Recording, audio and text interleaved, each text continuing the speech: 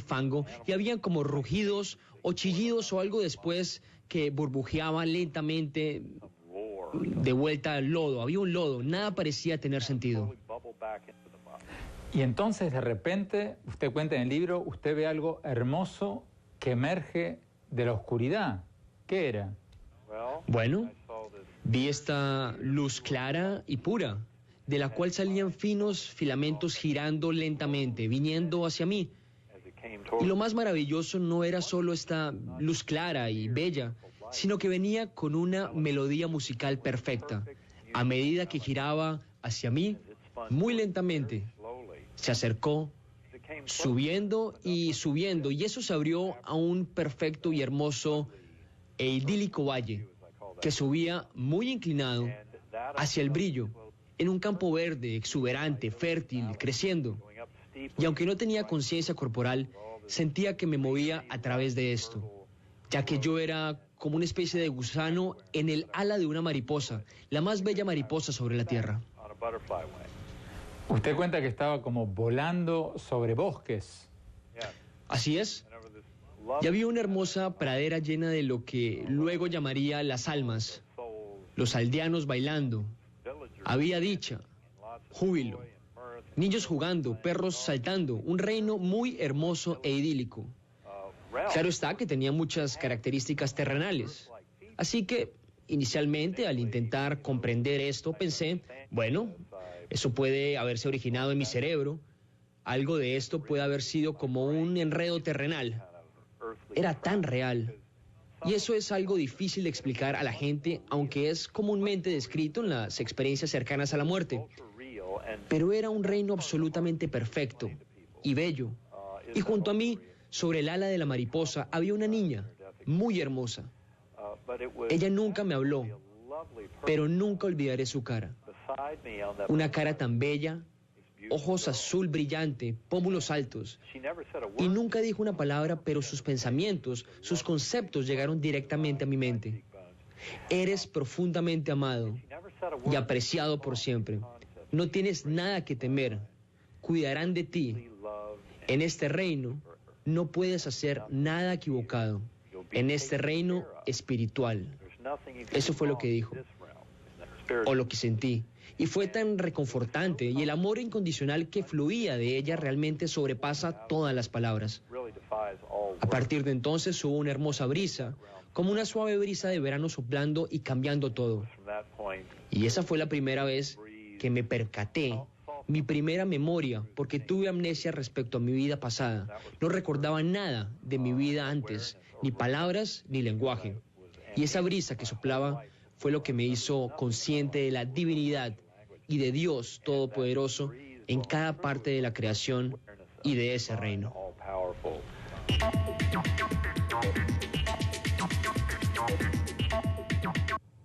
Tenemos que ir a un corte y cuando volvamos vamos a ver lo que nos dijo el doctor Alexander cuando le preguntamos si como neurocirujano, como científico, ¿no cree que pudo haber estado viendo alucinaciones por las drogas que tenía mientras estaba en coma? Ya volvemos.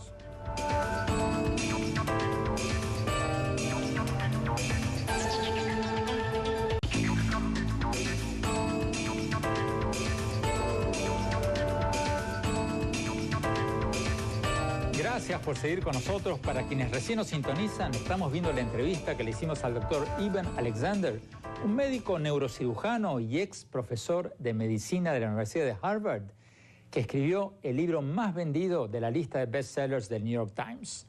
Un libro que escribió después de estar en coma sobre la vida después de la muerte. Sigamos viendo la entrevista.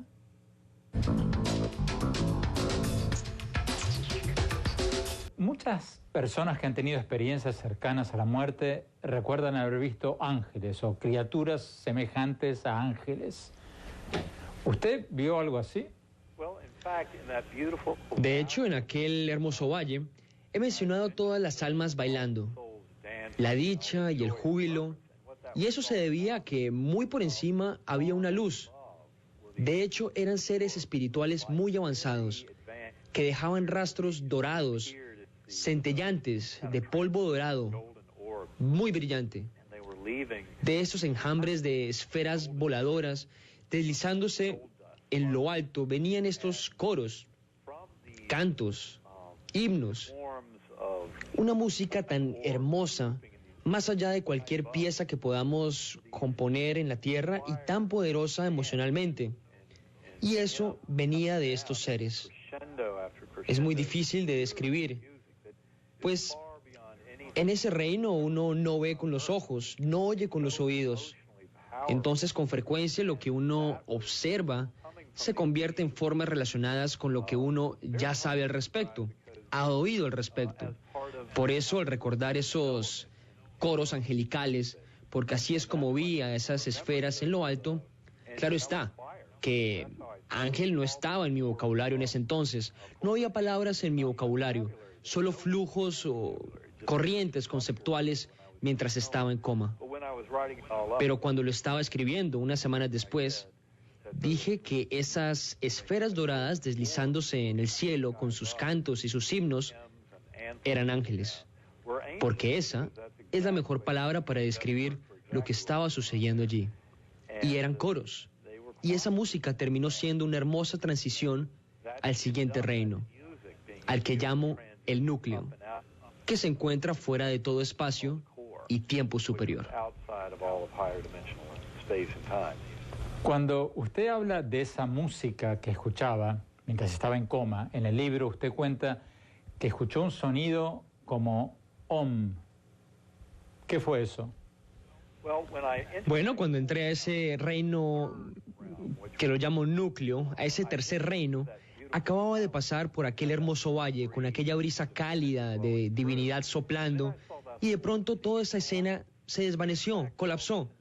Así que de hecho todo el universo observable a mi alrededor cambió, incluyendo lo que nosotros llamamos tiempo.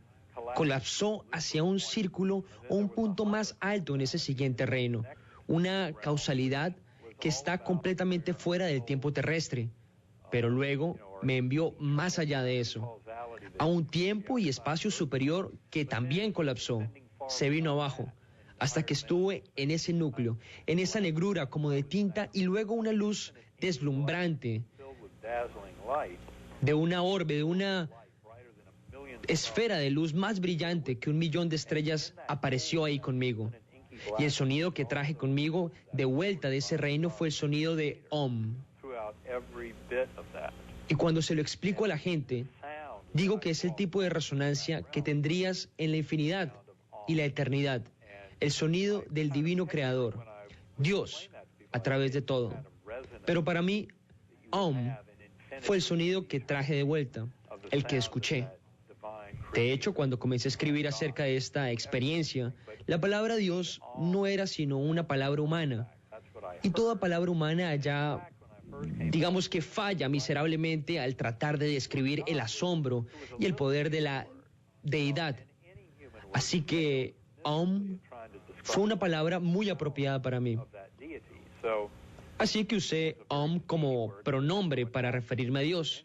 Pero claro, al cabo de meses, caí en cuenta que al hablar con gente sobre este concepto, ese poderoso e indescriptible ser, debes usar la palabra Dios, o Alá, o Jehová, cualquiera sea la palabra, porque tenemos palabras distintas, aunque todas se refieren al mismo ser todopoderoso, el núcleo de todo.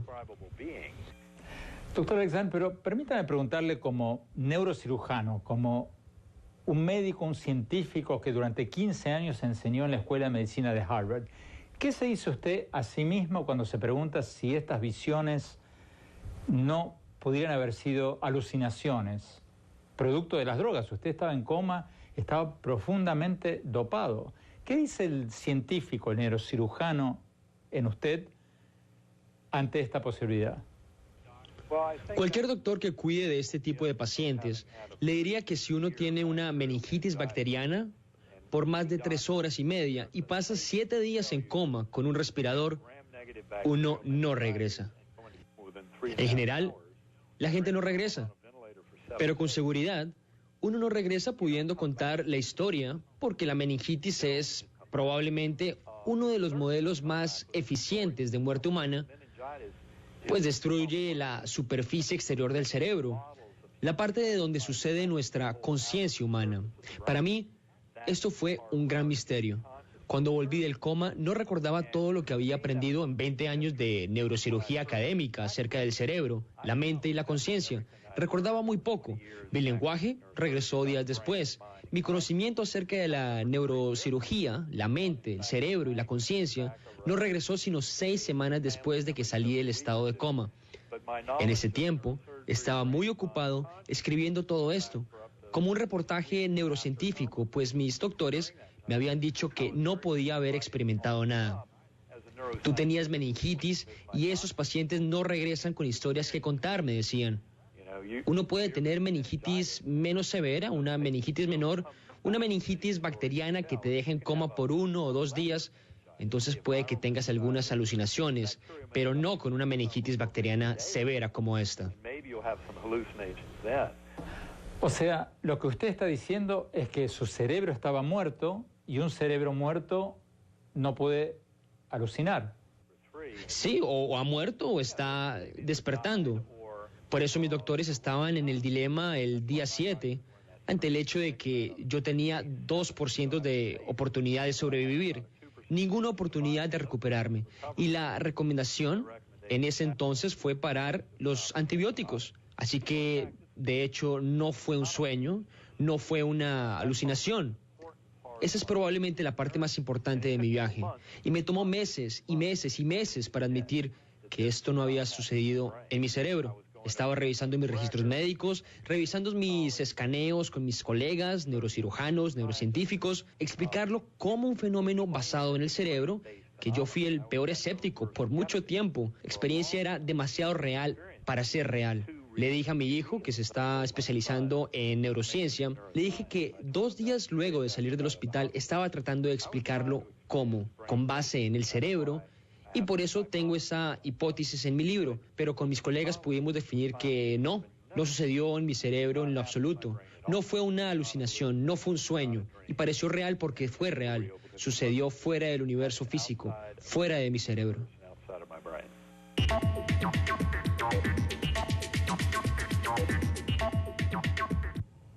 Tenemos que ir a un corte y cuando volvamos vamos a ver lo que nos dijo el doctor Alexander cuando le preguntamos si cuando estaba en coma lo ayudaron los rezos de sus seres queridos o que sus seres queridos le tomaran la mano o las cadenas de oración o si todo eso son mitos. Ya volvemos.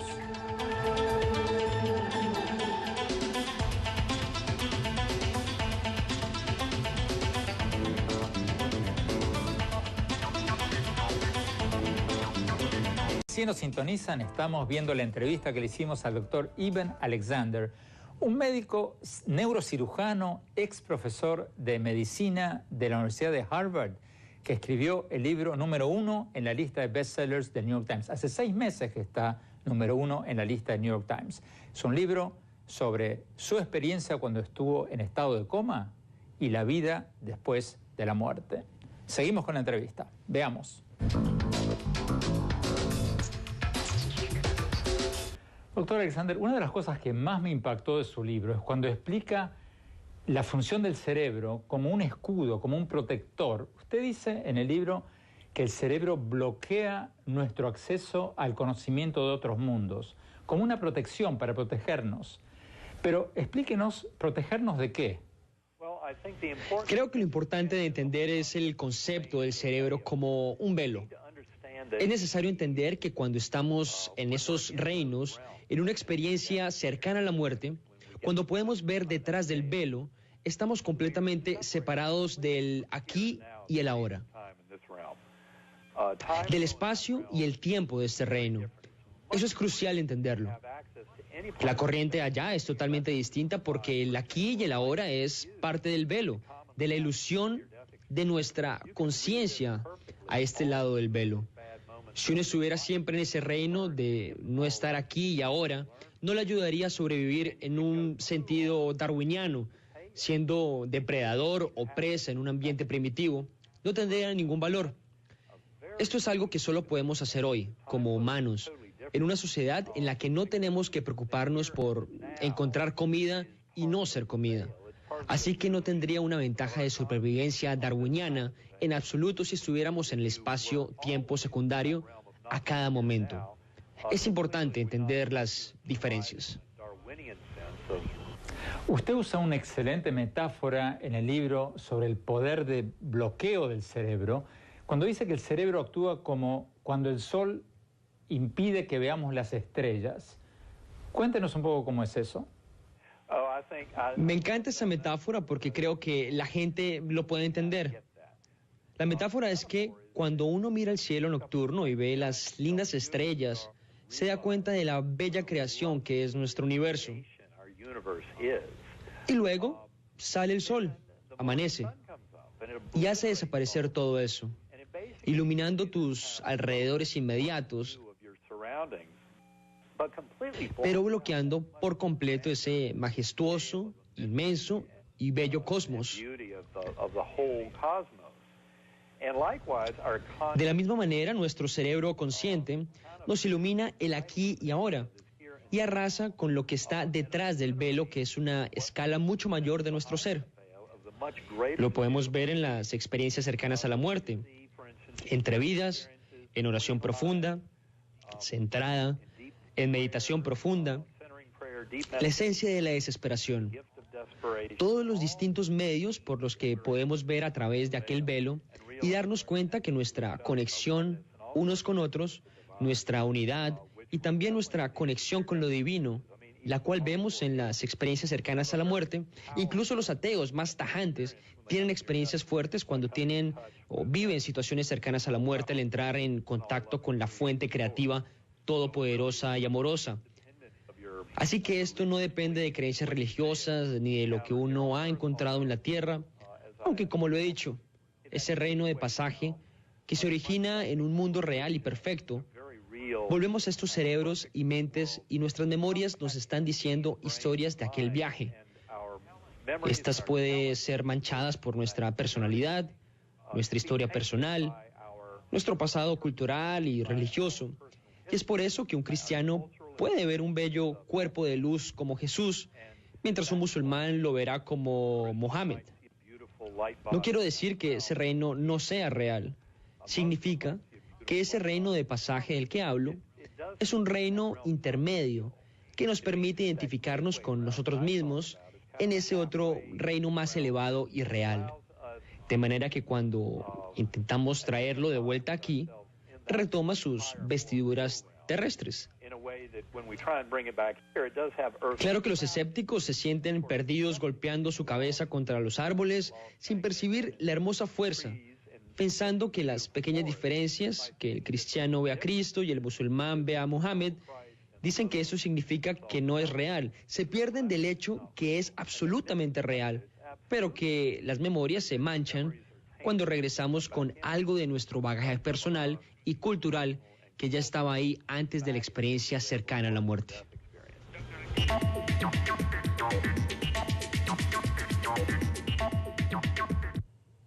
Nos están pidiendo un corte. Cuando volvamos, vamos a ver lo que nos dijo el doctor Alexander, el neurocirujano, ex profesor de la Universidad de Harvard, cuando le preguntamos si cuando estaba en coma lo ayudaron los rezos de sus seres queridos, las cadenas de oración, que le tomaron la mano a sus seres queridos y todo eso, o si todo eso son mitos, leyendas.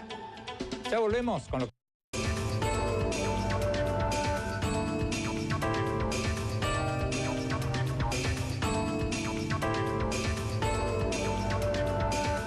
Gracias por seguir con nosotros. Para quienes recién se suman al programa, estamos viendo la entrevista que le hicimos al doctor Eben Alexander, un médico neurocirujano, ex profesor de medicina de la Universidad de Harvard, que estuvo 7 días en coma.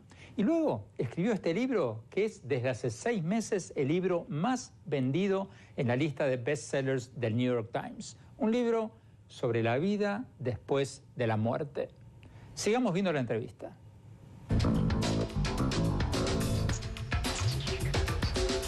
Doctor Alexander, cuando usted estaba en estado de coma, ¿sintió, le ayudó en algo el hecho que sus seres queridos le tomaran las manos o rezaran por usted? Las cadenas de rezos, todo eso. Alguna gente piensa que eso es fundamental para una persona que está en coma, otra gente dice que es un mito. ¿Usted se dio cuenta de algo? Mitos no, yo diría que la oración es muy poderosa. En mi historia, yo narro cuando me di cuenta que ya no podía acceder al hermoso reino celestial, al pasaje y al núcleo, porque si pudieras hacerlo una y otra vez estaría regresando. Yo no sabía lo que significaba hasta que entendí que no podía oír la melodía musical que llevaba a ese reino. Pero en aquel momento estaba consciente de miles de seres que me rodeaban, todos de rodillas, todos esos murmullos ascendiendo, muchos con velas, algunos con capuchas, y todos esos murmullos, cuando lo escribí, dije que estaban orando. Y esa energía era muy poderosa. Me estaba dando ese mismo amor incondicional que había sentido en el pasaje y el núcleo, pero estaba sucediendo en asociación con seres más cercanos al reino terrestre. Me mostró el poder de esto, y mientras le cuento la historia a mi familia en la sala de recuperación, contaron que mi hermana Phyllis había decidido la primera noche de mi coma que alguien estaría allí sosteniendo mi mano 24 horas al día, 7 días a la semana. Siempre había alguien allí. Si alguno se iba, lo reemplazaba otro miembro de la familia y me sostenía la mano. Estuve en la respiradora toda la semana, pero ellos estuvieron allí para mantenerme anclado a este mundo. Yo diría que es muy importante entender el amor, que la oración no es algo local. Uno puede orar por gente a grandes distancias y puede tener un efecto tremendo. Y uno se puede comunicar con las mentes en ese reino, en ese mundo del estado de coma. Desde que usted regresó de la muerte, por decirlo de alguna manera, usted ha estudiado las experiencias cercanas a la muerte de mucha gente. ¿Hay un denominador común, algo presente en todas estas experiencias o no? Sí, eso es de lo más impactante. De hecho, cuando volví a casa, el hospital estaba abrumado por el poder de esta experiencia y mucho de mi conocimiento acerca de la conciencia no había regresado. Tardó 6 semanas. En ese estado, mi hijo, especializándose en neurociencia, me dijo: si quieres que esto tenga valor, no leas nada acerca de experiencias cercanas a la muerte antes de escribirlo todo. Así que me tomé 6 semanas, no leí nada, escribí todo, como 20,000 palabras. Empecé a leer sobre las experiencias cercanas a la muerte y quedé en shock, porque vi muchas similitudes en cientos de casos, muchos parecidos al mío. Y las similitudes son más impactantes que las diferencias, en especial al considerar las condiciones médicas y cerebrales que llevan a la gente a ese reino de las experiencias cercanas a la muerte. Debería haber una increíble variedad y sin embargo lo que hay son similitudes impactantes.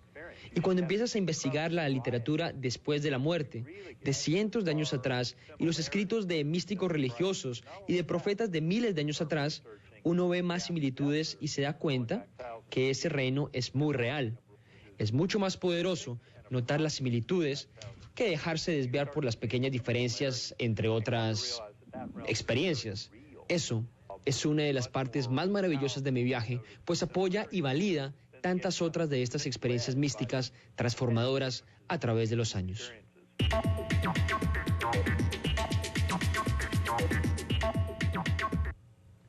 Tenemos que ir a un corte y cuando volvamos vamos a ver lo que nos dijo el doctor Alexander cuando le preguntamos cuál fue la reacción de sus colegas en la comunidad científica cuando después de salir de su estado de coma escribió este libro contando lo que vio en el más allá. Ya volvemos.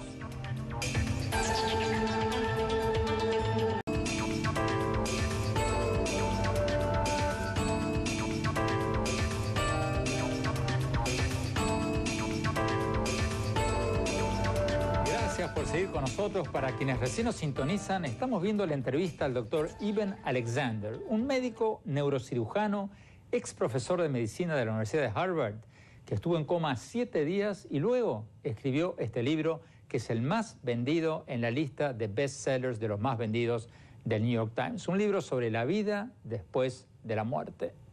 Sigamos con la entrevista.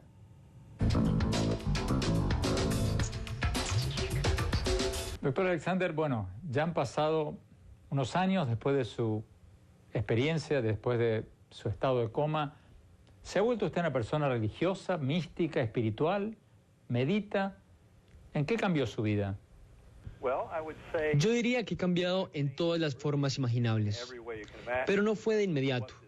Al comienzo estaba tratando de escribirlo todo como un reporte científico, a pesar de que estaba en shock por la realidad definitiva del caso.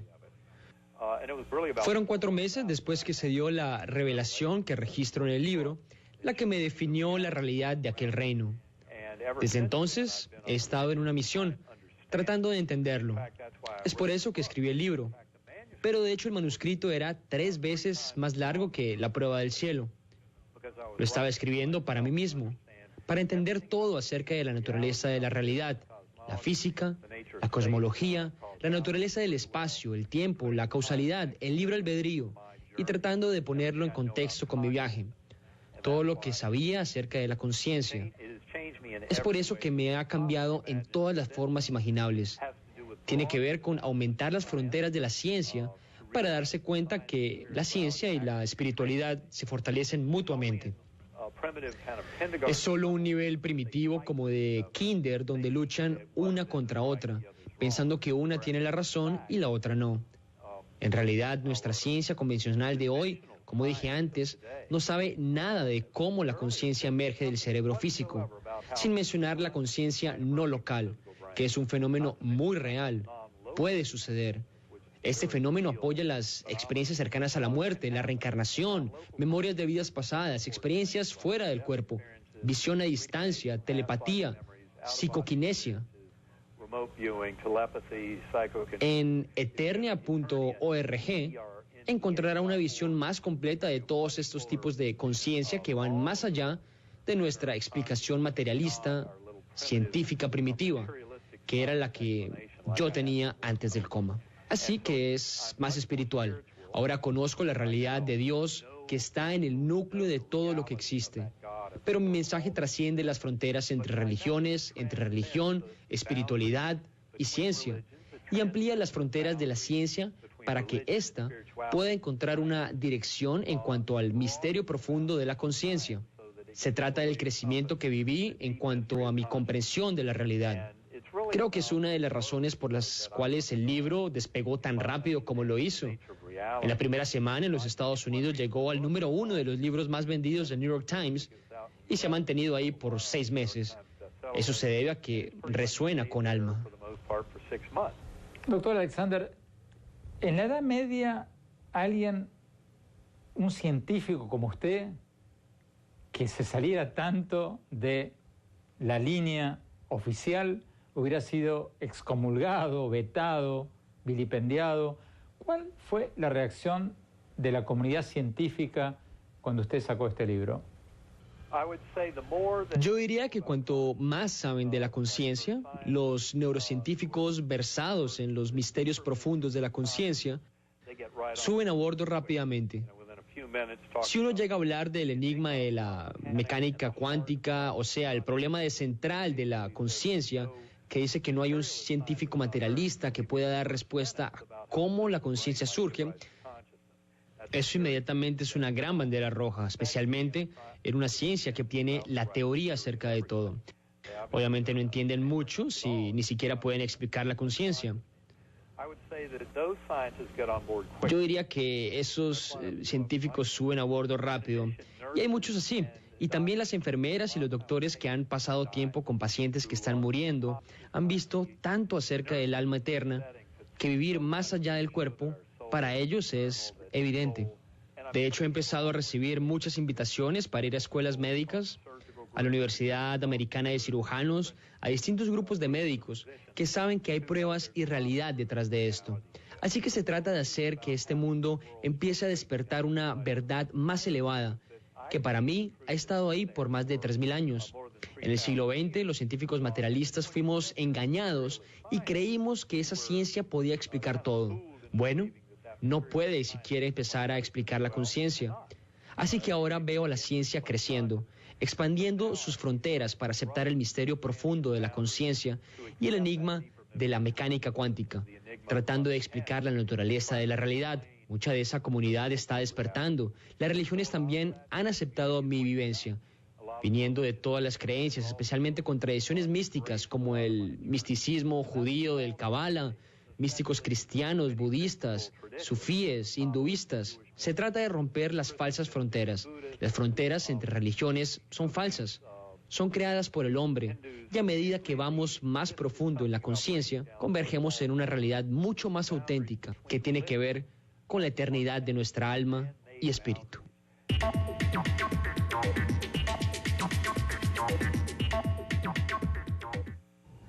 Tenemos que ir a un corte y cuando volvamos, mi opinión sobre el relato del doctor Alexander sobre la vida después de la muerte.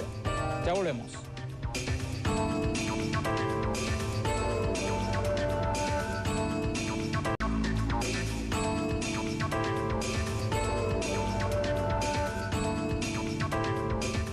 Muchas gracias por habernos acompañado. No se olviden de seguirnos en nuestro sitio web y en Facebook y en Twitter. Vamos a poner toda esta entrevista en nuestro sitio web, Oppenheimer Presenta, muy pronto.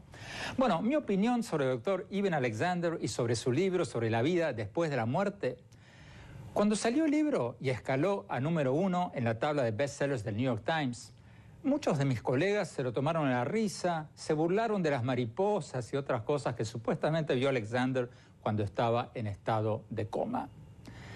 Yo no sé si hay mariposas allá arriba, pero no me río nada.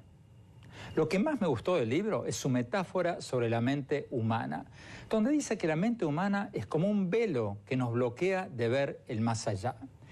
Dice que así como el sol nos impide ver las estrellas durante el día y nos protege de estar como embobados, hipnotizados, mirando las estrellas todo el día, la mente humana nos impide ver el más allá, para que no estemos en un mundo espiritual todo el día y podamos ocuparnos de conseguir comida, trabajar y cumplir con el proceso darwiniano de preservación de la especie. O sea, la mente nos protege de ver el más allá para que podamos ocuparnos de las cosas terrenales. Es una idea interesante que hace mucho sentido, sobre todo viniendo de un neurocirujano que enseñó durante 15 años en una de las mejores universidades del mundo, si no la mejor. Yo no sé qué hay en el mundo del más allá, no tengo la menor idea, pero estoy convencido de que hay algo y de que la mente, por algún motivo, tiene un mecanismo de defensa que nos protege de ver ese algo. Los dejo con esa reflexión. La semana próxima volvemos al mundo terrenal y vamos a hablar con Donald Trump, el magnate de los bienes raíces, y le vamos a preguntar si estamos ante una nueva burbuja inmobiliaria en Estados Unidos. Gracias. Hasta la próxima.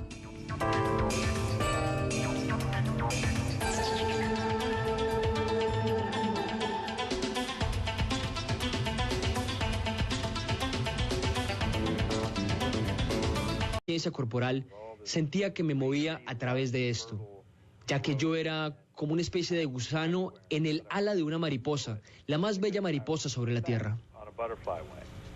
Usted cuenta que estaba como volando sobre bosques. Así es.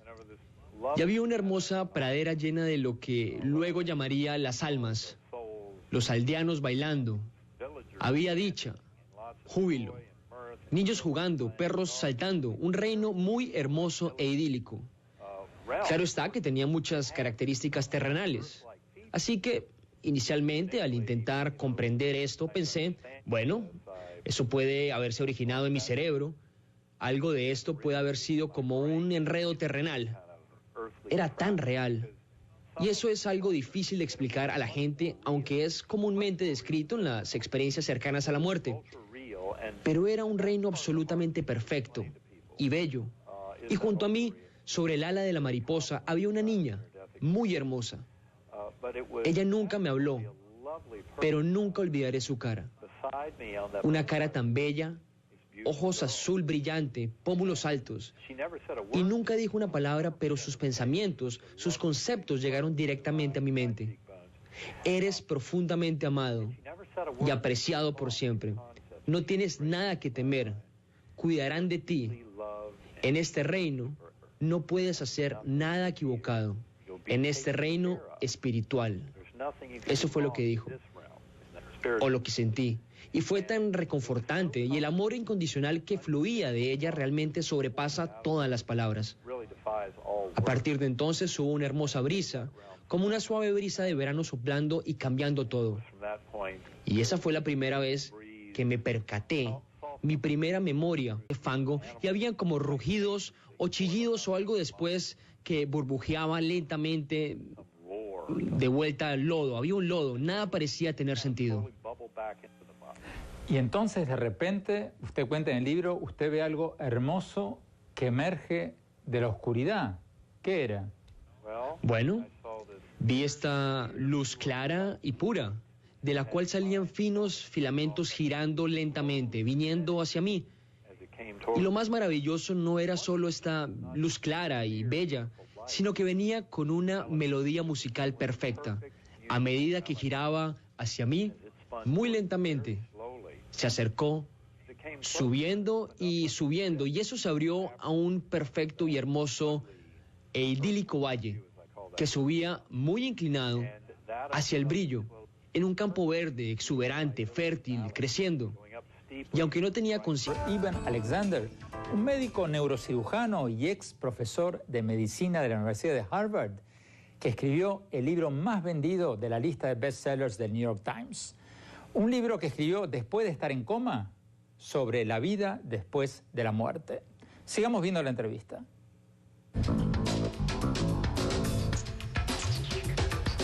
Muchas personas que han tenido experiencias cercanas a la muerte recuerdan haber visto ángeles o criaturas semejantes a ángeles. ¿Usted vio algo así? De hecho, en aquel hermoso valle, he mencionado todas las almas bailando, la dicha y el júbilo, y eso se debía a que muy por encima había una luz. De hecho, eran seres espirituales muy avanzados, que dejaban rastros dorados, centellantes, de polvo dorado, muy brillante. Porque tuve amnesia respecto a mi vida pasada. No recordaba nada de mi vida antes, ni palabras ni lenguaje. Y esa brisa que soplaba fue lo que me hizo consciente de la divinidad y de Dios Todopoderoso en cada parte de la creación y de ese reino.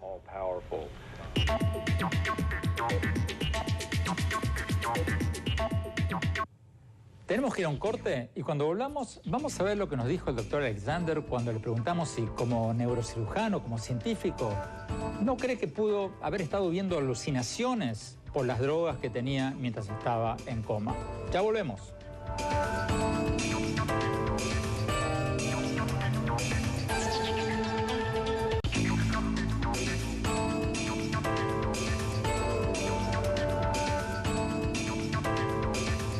Gracias por seguir con nosotros. Para quienes recién nos sintonizan, estamos viendo la entrevista que le hicimos al doctor